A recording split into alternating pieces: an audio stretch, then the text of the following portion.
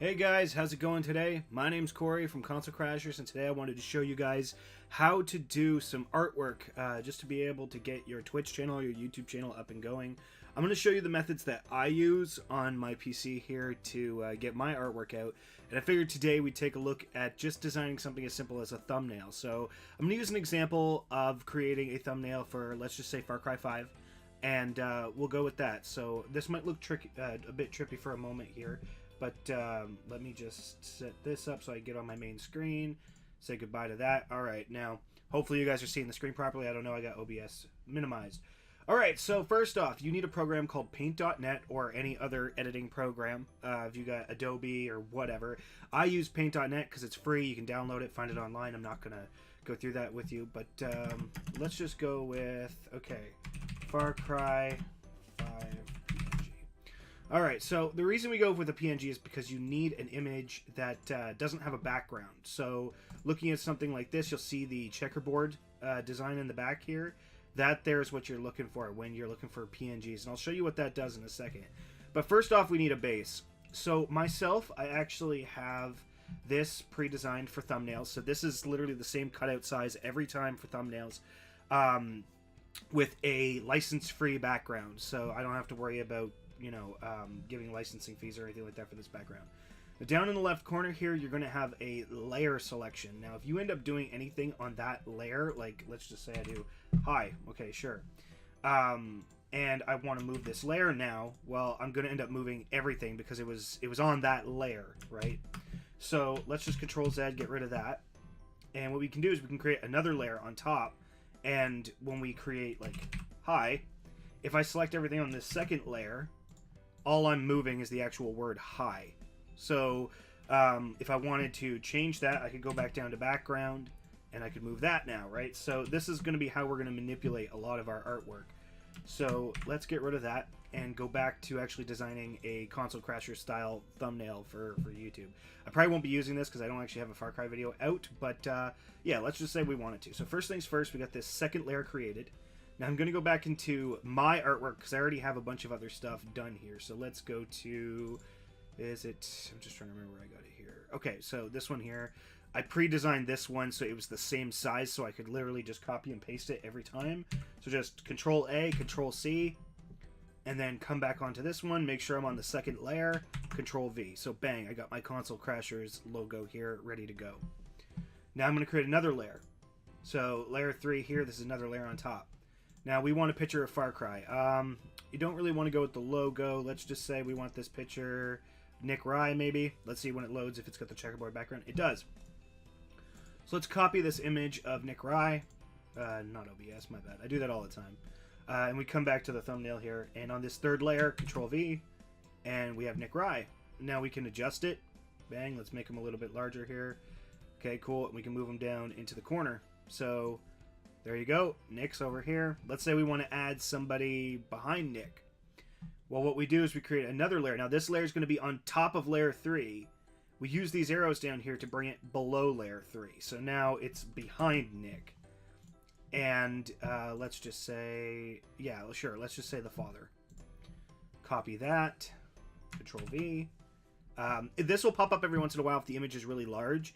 I always go with keep canvas size, especially if you're working with something that's exactly the size you already need it. So keep canvas size, bang, see he's freaking huge here. And we're just going to shrink him down a bit and just kind of manipulate that. Bang, let's just make him, he's a little weird there, but let's just do that. So then, boom, you've got the father in the background. So essentially this is all I do. If I wanted the Console Crashers logo to be in the very front, what I could do is go back down to layer 2 and use this arrow to move it all the way to the front. And now you got that splotch, in front of everything. So, yeah. And that's essentially all you do, really, is just rinse and repeat. Add a new layer, and let's go up to, again, like the Far Cry 5 logo now. I could copy that. And making sure they're PNGs, and then bang, if I wanted to do something like that, Far Cry 5, I mean, this doesn't look great right here, but maybe you could do something like, I don't know, pop it up here or something. I don't know. It doesn't look great either way. Just, I don't like it. Get rid of it. So yeah. Now I'll show you a few other tricks that can make it kind of cool here. So with this one here, let's just say I don't know why, but let's just say we're going to add a ghost. So let's just do ghost PNG, okay? We want this ghost to be see-through. Let's see if I can find one that's actually like a decent size here. They're all going to be like really small. You can actually categorize it on top using Google's image search. But yeah, we'll go with this one if it's a PNG here. Let's just see. It's really stupid. But I'll show you guys how to make some things like translucent. This image is probably effing huge, isn't it? Oh my god. 255 by... Holy crap. This is huge. Alright. We're going to put a ghost here in front of Nick Rye. It's the ghost of all of his sadness and pain. Keep canvas size. This thing's going to be freaking massive. But let's just resize it. Actually, this one here already has a bit of translucentness to it because somebody already did it. But I'll show you exactly how they went about doing it. So, let's just take this ghost, put him right here. Now, if we want to make him translucent, there's a bunch of different ways we could do it. But the first one is to go to this Properties tab down here on the bottom left.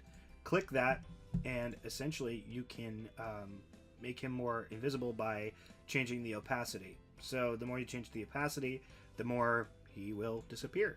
The lower it is, the better it is, right? However, you have these things called blending modes, and these are kind of fun to play with. Now, these are normally layer wide, so they'll affect everything on the layer. So you might have to have like 30 layers in your project by the time you're done to get it exactly the way you want it to.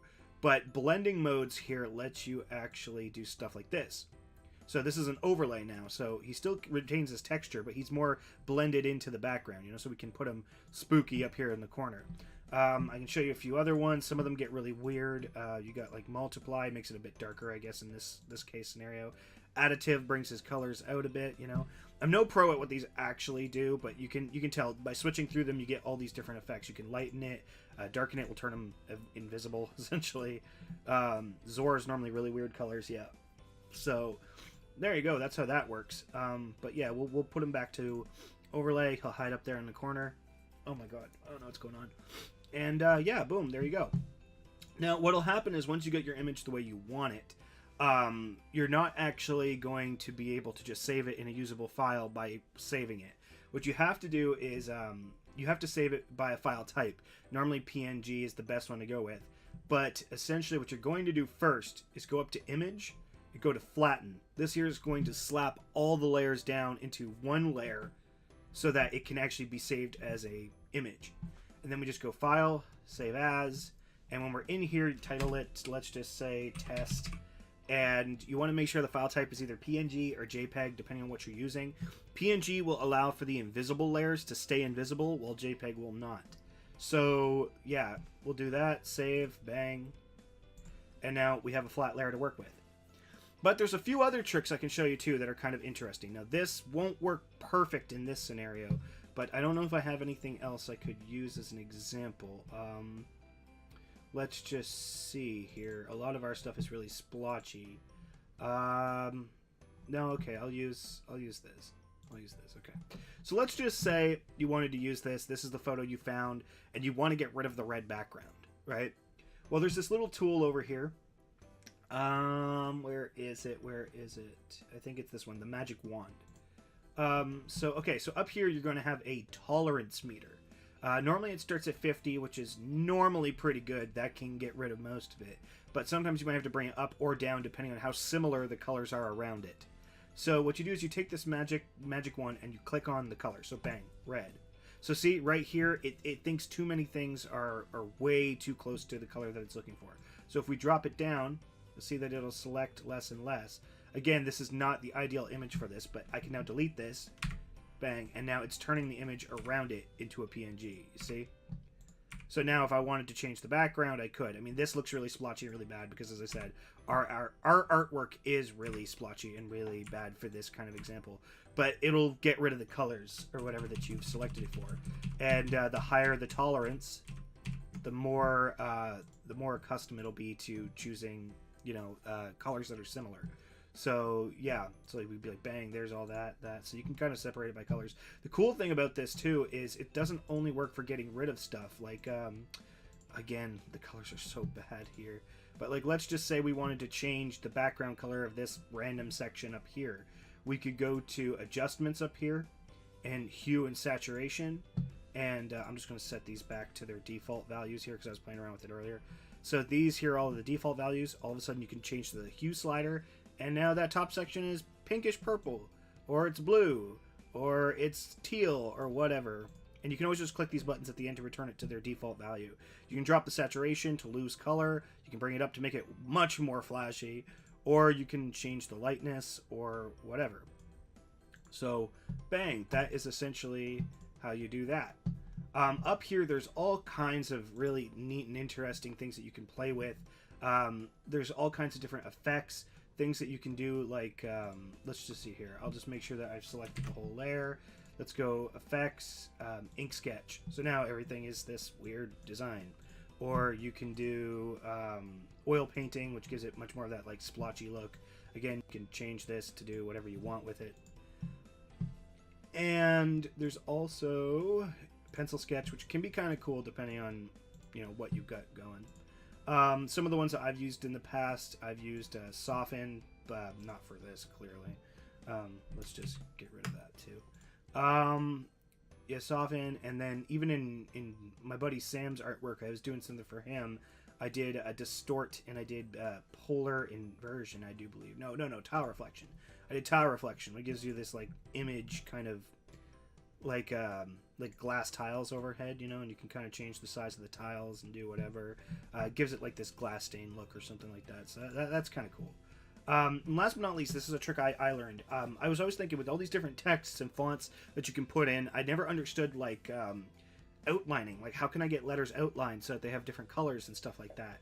And the way that I learned how to do it, actually, which probably won't work this time, I can tell you that much. Let's just choose the Console Crashers font, which is Sheeping Dogs. And 288 is a bit much. Let's go 108. And I'm just going to write, hello. Now, let's just say I want that with a black outline and white on the inside. Well, first off, I need to make sure that the font itself is black. It has to be whatever color you want the line to be.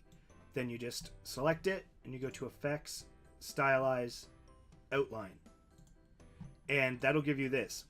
Now, what I recommend doing is dropping the thickness normally down to either 2 or 1, depending on what you're looking for, and making sure the intensity is at 100. But the thing you need to keep in mind is that this will matte the outside of what you've selected. So even though you were on your own layer, maybe you had the text as essentially a PNG, it's not anymore. So you have to go back over to the magic wand and make sure you select the white section. I'm going to bring this back up to 50 just to make sure there's no like splotchy areas. And bang, delete. Also, don't forget the center of the O. So bang, hello. Now, one last cool thing I want to show you guys, because you can use this like to really help you out. Let's just say we had this red background, but the word hello itself, I want to make it so that there's an image in it. Well, all I have to do is create another layer, make sure that that layer is below the layer I'm working on here, and what we're going to do is take the magic wand again, and we're going to select the colors here. So white, all here, bang. So now we've deleted all that. So now whatever we put back here, which just for the sake of this, let's just go File, Open. Let's take an actual image. So we'll do this Titanfall one, whatever. Okay. I'm just going to select this. Why not? And we can post this on the layer below. And now all of a sudden you got the image in the text. So it might not look great in this scenario, but what you can do now is take this, and we have, you know, Titanfall in the hello text.